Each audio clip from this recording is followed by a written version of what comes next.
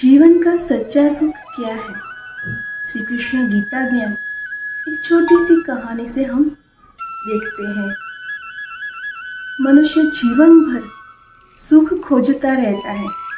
कोई पैसों में सुख ढूंढता है, कोई रिश्तों में सुख ढूंढता है, कोई पद और सम्मान में सुख ढूंढता है। लेकिन क्या यही सच्चा सुख है? महाभारत के युद्ध भूमि में जब अर्जुन भी यह प्रश्न से जूझ रहे थे, तब श्री कृष्ण ने उन्हें वह ज्ञान दिया जो आज के हर मनुष्य को मार्ग दिखाता है। आज की यह छोटी सी कहानी हमें बताएगी कि सच्चा सुख आखिर कहाँ मिलता है। एक आनंद नाम का लड़का था।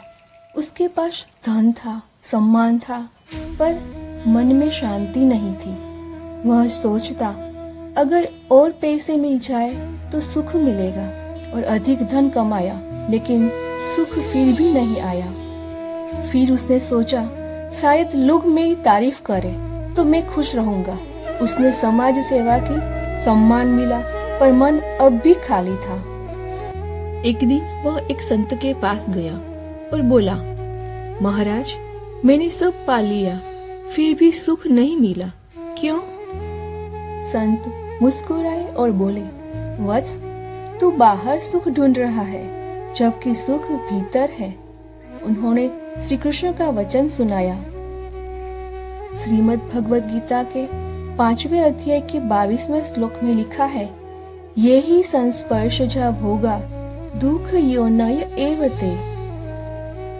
अर्थात जो सुख इंद्रियों से मिलता है वह क्षणिक होता है और अंततः दुख ही देता है। संत बोले, धन, मान, वस्तुएं आती जाती है, इन पर टिका हुआ सुख कभी स्थिर नहीं रहता।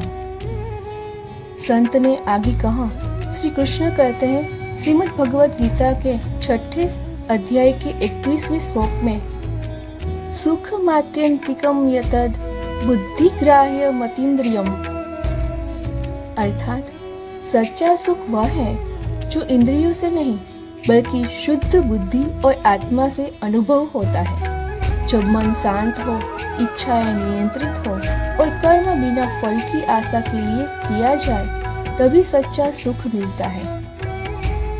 सुख पाने के लिए कुछ पाना नहीं पड़ता, बल्कि कुछ छोड़ना पड़ता है, अहंकार, लालच और अपेक्षाएं। संत की यह सारी बातें सुनकर और गीता ज्ञान पाकर आनंद की आंखें भर आई। उसे समझ आ गया कि सुख बाहर नहीं, उसके भीतर ही था। उसने कर्म करना जारी रखा, लेकिन अब फल की चिंता छोड़ दी। धीरे धीरे उसके चेहरे पर वह शांति दिखने लगी जो धन भी नहीं दे सका। यह छोटी सी कहानी में श्री कृष्ण का संदेश मिलता है कि जो मिला है उसमें संतोष मानो, जो करना है वो निस्वार्थ भाव से करो, और जो है उसमें आनंद मानो। यही है सच्चा सुख। अगर आपको ये गीता ज्ञान श्री कृष्ण वाणी स्पर्श करे तो मुझे कमेंट में जरूर लिखना, और हाँ, शेयर करना मत भूलना। और आगे भी ऐसे गीता के ज्ञान सुनने के लिए मेरे इस चैनल को सब्सक्राइब जरूर कर दीजिए। जय श्री कृष्ण।